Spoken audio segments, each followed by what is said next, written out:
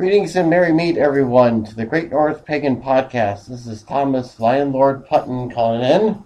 And Erin Lecy. I hope you're having a wonderful Beltane, as this is May 1st, 2013.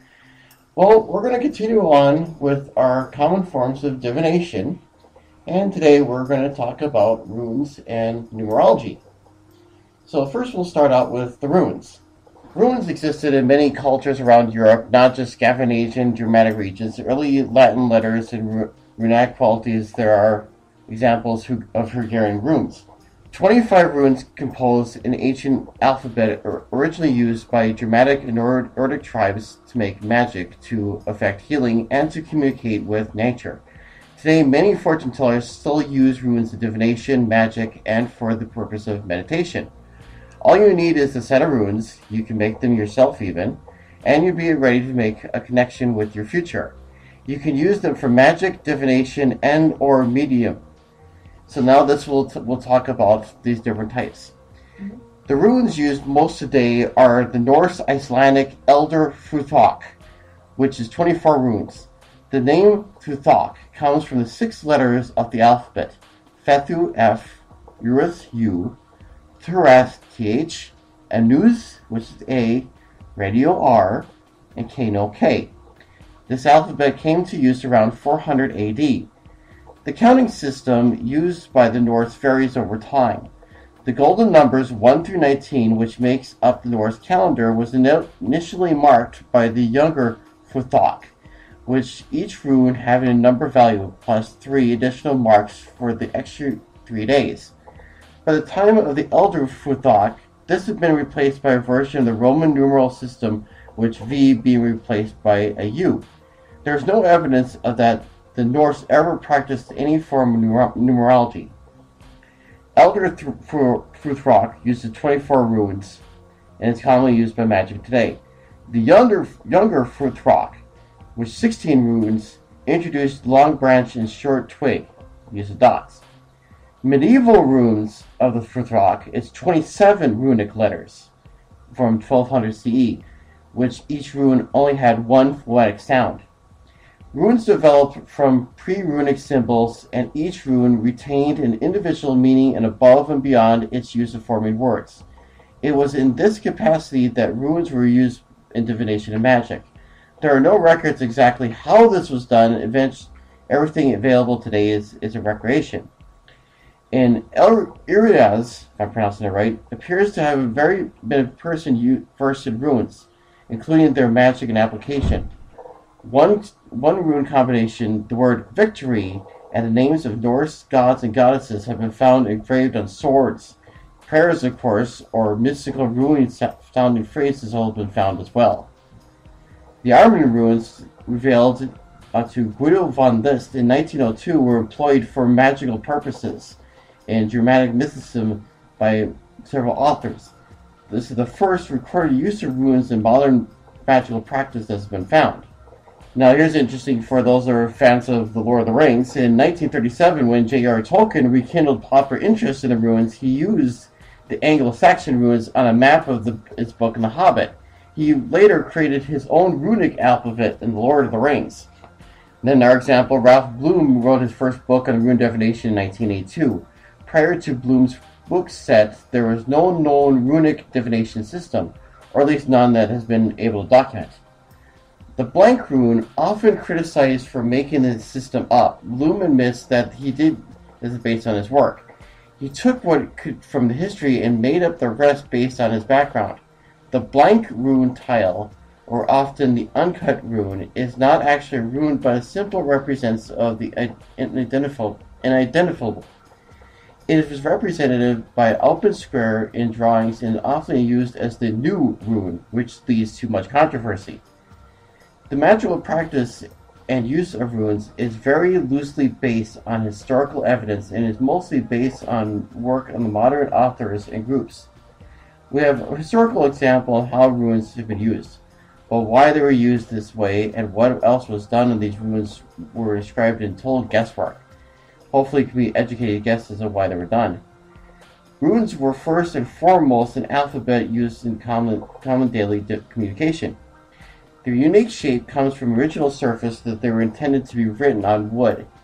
The word or sentence was written with grain of wood, never across it. The lines of these runes run perpendicular, vertical, or at a 45-degree angle to the grain of the wood, but never horizontal with the grain of the wood. This way, the rune can make wood always stand out from the grain of wood, and no grain would be mistaken as part of the rune. Runes are a great tool of magic work because there's no one right way to use them magically. There's a proper way to use them linguistically. In addition to books on their magic, one should use also at least one good book on linguistic use and runes which to use. This way you can properly write out a runic inscription to part of a spell. You can also do inscriptions in medieval runes with the use of the Elder Fruthrock for making these runes stacks or individual runes. You can even stay in English and just write in runes, just go phonetic when you really need to. Known rune alphabetics: Elder Fruthrock, Younger Fruthrock, Medieval runes, Anglo-Saxon runes, Ancient Latin, Danish Fruthrock, Norwegian Fruthrock, Hungarian runes, Turkish runes, and Prittish runes, to name a few. There are also modified runic alphabets. They are a combination of two different rune sets or a complete set with a few added from another. It just depends on the author who came up with the system. If the author has their own rune alphabet that is unique to the system, it can be copyrighted as their historical ones cannot. So I am going to talk a little bit about the different rune casting or the different spreads that you can read. I have just recently taken up learning to study the runes, and I have my own set, and I love it, and it's very, very interesting. I come from a Norse background, so it's kind of really cool to feel connected to something like that. There are several different types of spreads. I'm just going to start out and just start talking about them. There's what's called the Odin's Rune spread, and that is a more practical and simple use of the runes. It just consists of drawing one rune for an overview of an entire situation. Something that I've learned along the way is you don't ask direct questions. You talk about a situation or a thought, or you don't need to keep it too vague, but just a thought process is all you need, or an overview of a situation is how you want to present it. I know there are some divinations where they want you to ask direct questions, and there are some situations where that's not called for, and this is one of them. So in any of these spreads, talking about an overview of the situation is perfectly awesome. So you just draw one rune and read that rune's meaning as it pertains to your situation. Just drawing one can help you to focus more clearly on your issue and provide you with a fresh perspective. What you are, in effect, doing is inviting the mind to function intuitively by invoking the wisdom of your known self. Drawing a single rune is particularly helpful under stressful conditions. You may find yourself dealing with matters that demand action now, and the truth is you don't have enough information. To reach a decision, all you require is your bag of runes and, if possible, a quiet place. The next spread is the 3-rune spread. Now, one thing to know about runes, too, is some of these spreads, they are laid out differently, of course, as they are different. And in this particular one, you're going to lay out 3 horizontally. And there's a picture to show you. Runes are read right to left in this instance. The first rune represents the overview of the situation. The second rune is to emulate the challenge that's being presented. And the third is the action that is required to work through the situation. The number 3 figures prominently in the oracle practices of the ancients. The 3-rune spread, which according to Tacitus was already in use 2,000 years ago, is satisfactory for all but the most demanding situations. With an issue clearly in mind, select 3 runes one at a time and place them from right to left in order of selection. To avoid consciously changing the direction of the stones, especially as you become familiar with their symbols, you may want to place them blank side up and then turn them over, which you would turn them over from right to left. Once you have selected the runes, they will lie before you in this fashion. Reading from the right, the first rune provides the overview of the situation, the second rune, or the center rune, identifies the challenge, and the third rune on the left indicates the course of action called for. Alrighty, so the next one is the 5-rune spread. This one is laid out vertical with the first rune on top and then in ascending order of 5. Drawing a single rune, Odin's rune, will, as a rule, provide sufficient information to enable you to proceed with the right action and skillful means. And yet situations will sometimes arise when the need to know extends beyond the authority of a single stone or even a 3-rune spread. Employing the 5-rune spread can help to identify the distinctive features of a situation that might otherwise overwhelm you with its complexity. Begin by clearly formulating your issue, then draw 5 stones from the bag, one at a time, and place them one below the other in descending order. Let the runes stand for the following. The first one is the overview of the situation, the second being the challenge that's presented, third, course of action called for, 4, the sacrifice that might be made, and 5, the new situation that is evolving. If you select 5 runes and place them one below the other in front of you, the odds against drawing this particular spread are 607,614 to 1. If, however, you decide to mark down the rune you select and then return it to the bag, you will be making each selection from a full set of runes, and the odds against drawing this particular spread soar to 312,500,000 to 1. So you can either draw 5, bing, bang, boom, or draw 1, make note, put it back in the bag, and take your chances in drawing single runes at a time. Which is kind of neat and fun. You never know what you're going to get. And a lot of those spreads, you can also do it kind of like the tarot spreads too, right? Mm-hmm. Yep. All of these are kind of, I think spreads themselves are all different. They're not specific to one divination tool. I would think, I use the ones that I've learned, like the ones that I'm describing to you from this particular book. And I know that I've used tarot spreads for other readings too. I think I explained in the first divination discussion about astrology, and I have some astrology cards that I use. It's more of a tarot reading too, and things like that. So, they can be for anything. Interchangeable. That's what I like about it. Alright, and then another option is the runic cross, which is very, very much the Celtic, or the cross from the tarot reading. So, this spread calls for selecting 6 runes, which are set out in the form of a runic or Celtic cross. The pattern you can see on the screen, there is 4 down the middle, and then 1 to the left and right. The first rune represents the past, that from which you are coming, what lies directly behind you. The second rune represents you now. The third or future rune stands for what lies ahead of you, what is coming into being in your life. The fourth rune provides a look at the foundation of the matter under consideration, the unconscious elements and archetypal forces involved. The fifth or challenge rune suggests the nature of the obstacles in your path. And the final rune indicates the new situation that will evolve as you successfully meet your challenge. Since a considerable amount of information is contained in the runic cross, the spread often provides the incentive for deep thought and reflection. If after laying out and considering these 6 runes you still lack sufficient clarity, draw a single rune. This final rune, the rune of resolution, will help you to recognize the essence of the situation.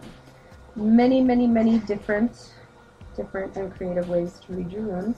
And you know what? There's always the tried and true ancient way of reading runes where they would just toss them out on a whether it be the ground or a cloth or tabletop. You just toss them out and read just from all of them being cast at once. So there's always that method as well. I haven't quite gotten the hang of that one. I'm still easing my way into it, but you know, I guess to say just like anything else, there is no right or wrong. It's all in how you interpret. And I can see that resembles also the fact that if you can't get the full reading, that you pull out another one, because you also can do that in tarot. If you don't like what you're reading, just pull out another one. Or well, a lot of times when I get a readings in tarot cards, if there's one card that doesn't really explain it full deal, I'll draw, you know, I kind of refer to it as doubling down, where I draw another one and put it lengthwise and combine the two. Yep, because there might be a fork in the road, so to speak, you know, and there's two possible outcomes. One may not necessarily be clear, and why not, you know, help in that guiding to make it a little bit more clear. I can understand that. Yeah, runes are the same way. Interesting and fun. But yes, I think that should cover it for the runes there. So we'll go on a little musical break here, and then when we come back, we'll talk about numerology. So stay tuned.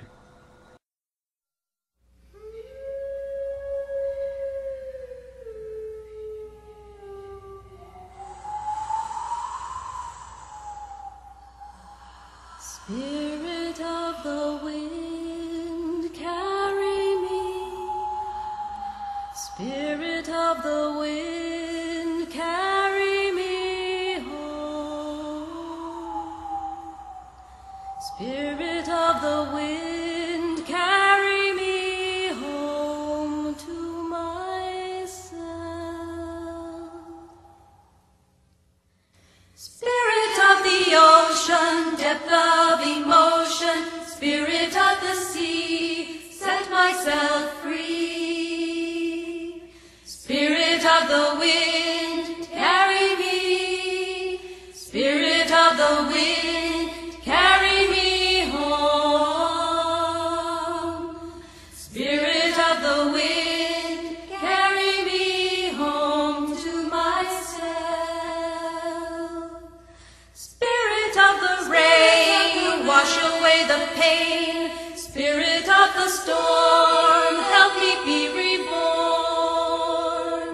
Spirit of the wind, carry me. Spirit of the wind, carry me home.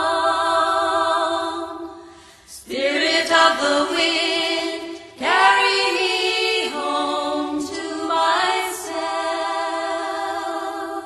Spirit of the sun, warm light healing me. Spirit of the sky, spread my wings and fly. Spirit of the wind, carry me.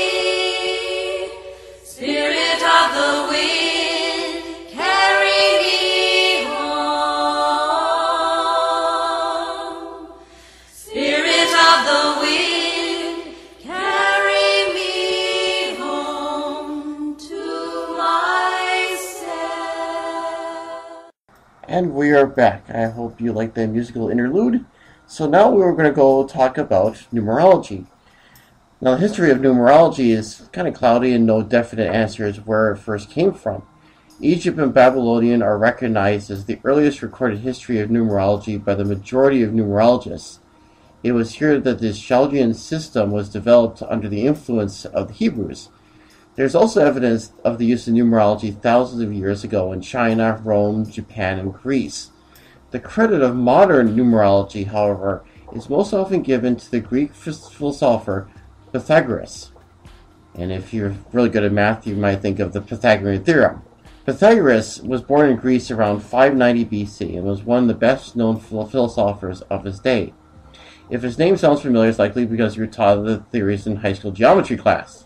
He is a very important figure in the development of mathematics, although little is known about his true achievements.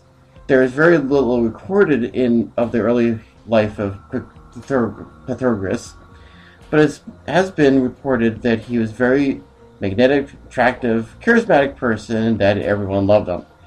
He is also believed to have won prizes for his agility at the Olympic Games.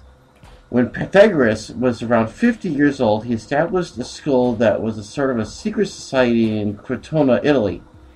This society was called the Semicircle, and he taught mathematics, astronomy, and music.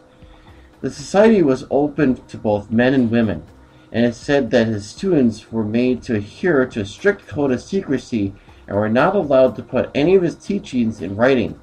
It had also been reported that students had to go through a 5-year period of perfect silence, which allowed them to reach a level of deep contemplation and develop faith. Most of little that is known of what he taught was written down after his death. Rather than focusing on solving mathematical problems like modern-day mathematicians, Pythagoras was primarily interested in the concepts or principles behind mathematics. He felt that the entire universe could be expressed through numbers, and created a system for what that has been further explained by other Greek philosophers. Although Pythagoras did not invent numerology, his theories took it to a different level, and why he is often credited to being the father of numerology. Dr. Julius Stenton is credited both in raising awareness of numerology in modern times as many parts of the world, and has given the name numerology to the science of the names and numbers.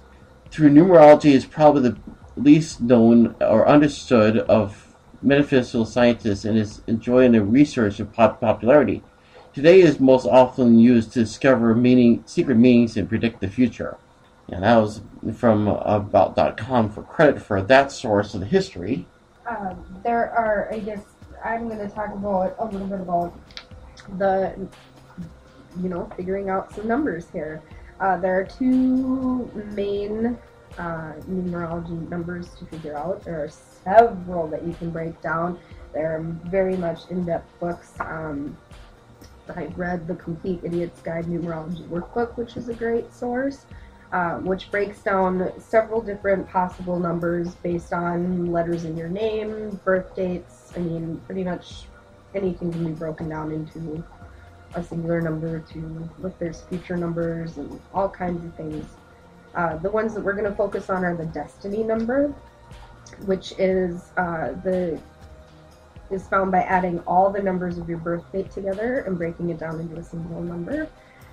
We can use my birth date, for example, is January 29th, 1982. So to find my destiny number, I would pretty much add up similarly 1 plus 2 plus 9 plus 1 plus 9 plus 8 plus 2. And my number comes out, it would become a double-digit number, and then you break that number down. My number happens to be a 5. Then there's what some call the expression number, and this is found by adding up a numerical value to each letter in your name.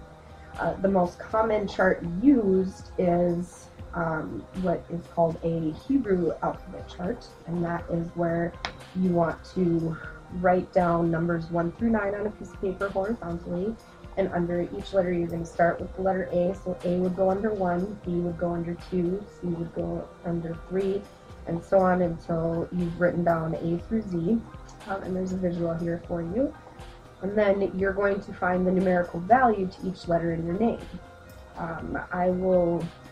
Here's a written example of my name, Erin Amanda Lecy. Numerical value of that, which is 8. I'm going to break down now the meanings of the numbers, and you can relate them to whichever number you wish. There are obviously many different, numeral values and different ways that they can be relevant to your life. So these are definitely, we're going to try and keep it as generic as possible. Should you want to go more in depth, like I said, Complete Idiot's Guide Numerology Workbook is a great resource, and there are many, many, many different resources out there.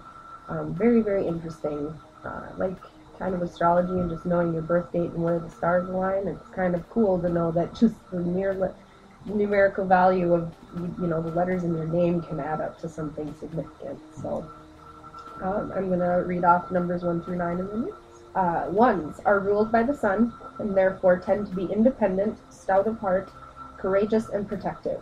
But woe to anyone who dares to threaten them. They are innovators and idea people who love to try something new. Represents a foundation, creative potential, new beginnings, and a time for the person to take action. Be willing to seize the initiative and create new opportunities for growth and change. The number 1 represents the principle of unity.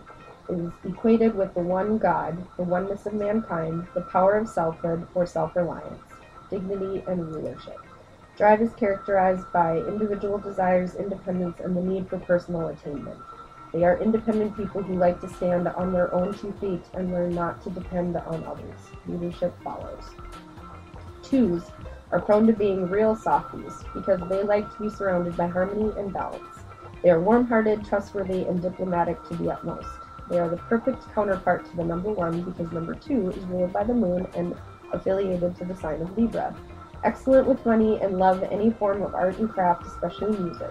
Symbolizes duality and the union of opposites. The mother principle as separate from the father principle is number 1, which is how broken up into its positive and negative elements. The number of harmony and cooperation and often indicates there is a choice to be made. Signifies a pair of opposites, good, evil, truth and error, day and night, hot and cold, joy and sorrow, male and female. 3s are creative, pure, and simple and need to express themselves. They are ruled by Jupiter, the planet of expansion, and are therefore prone to do things to excess. They love to perform, and many 3s become painters, actors, teachers, demonstrators, scientists, researchers, work in television and film as writers or such. 3 is the number of creativity, growth, action, energy, and enthusiasm. You are now in a positive position to enjoy what has been achieved through the partnerships that have been started. The number of the Trinity, Father, Son, Mother, and Son, symbolizes the balance of all manifested things, the magnetic force of divine love permeating humanity, the effect of the interaction of numbers 1 and 2, the fruit of their union, the Sun, or the maternal universe. 4s are the planners and constructors of life, ruled by Uranus, who love to pore over numbers and lists, columns, and details. They make excellent proofreaders, accountants, draftspeople, and organizers in general. The number of stability, security, structure, and order. The number 4 is the number of the physical plane. The various forms of the cross symbolizes the number 4 because spirit, represented by the vertical line, then penetrating matter, the horizontal line, forms a cross with equal arms. This number also indicates that labor has reached completion, the fruit of the toil or union. 5s are ideas people who hate being tied down to anything. Ruled by Mercury, they are the great communicators of life. They love to travel and make excellent explorers and adventurers. Commitment is a great problem because there's so much out there to investigate. The number of change and uncertainty represents the 5 fingers and the 5 senses, is the number of temptation, generation, sex, and reproduction, dominating the physical plane beneath and reaching up to higher realms. When appearing in a tarot spread, it can represent a sense of loss and regret, changeability, or versatility. There may be obstacles ahead that will need hard work to overcome. There could be some problems that cannot be avoided. Skill is needed. 6s are born to sing. As ruled by Venus, so they are usually in love with someone somewhere, and because they thrive on responsibility, they can make great doctors, nurses, ministers, healers, and homemakers. 6 represents the divine or Christ force in nature, the number of marriage, and is associated with labor because of 6 days of labor of creation. 6 is the number or balance, harmony, and service. It is associated with the love of home and family and denotes achievement, success, and recognition for effort and hard work. Also means cooperation, reciprocal action. When it appears in the tarot spread, it indicates positive feelings and events. 7s are spiritual beings who need to take time and space to consider the effect of life, love, and the universe. Ruled by Neptune, they like to delve into things and make good researchers, chemists, historians, and astronomers, occultists, witches, and musicians. 7 is the number of perfection, wisdom, philosophy, spirituality, and psychic abilities. It can indicate the end of a cycle or the completion of a phase. There are choices and decisions to be made.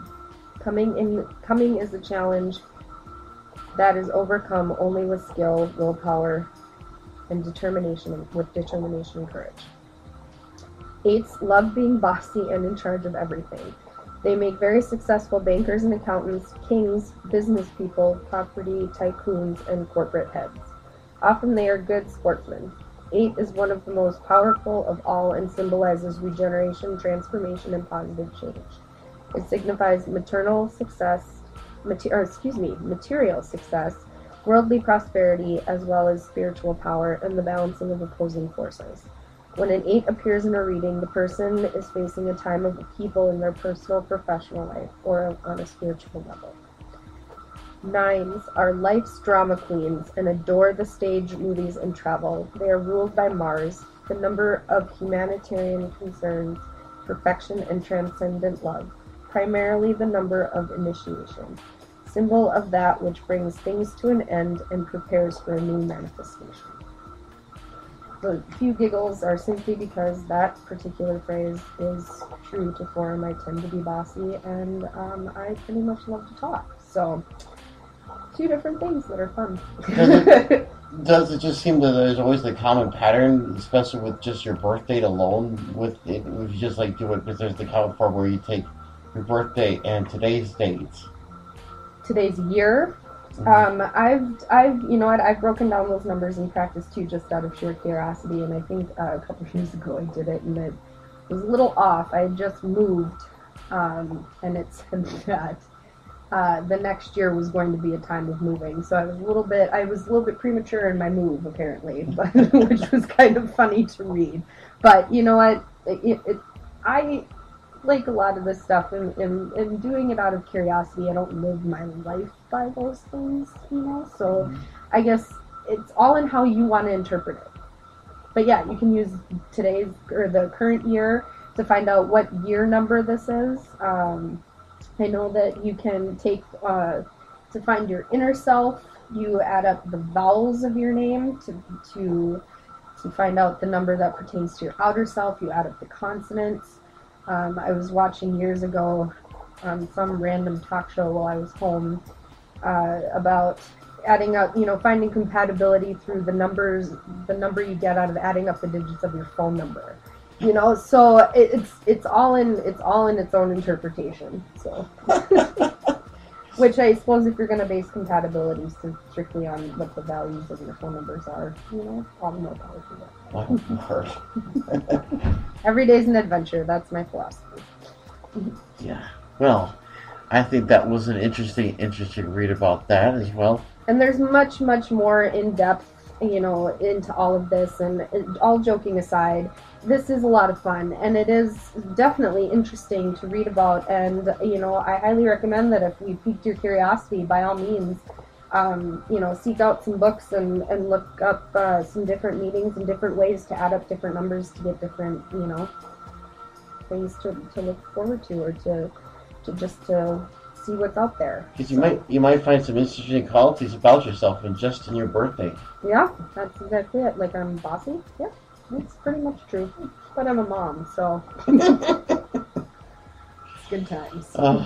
Well, don't think we're done yet with divination. We still got a lot of more territories to cover with, but we'll close it up here for now. So this has been Thomas LionLord Punton and Erin Lecy, and we're calling Merry Meet, Merry Part, and Merry Meet again. Blessed be.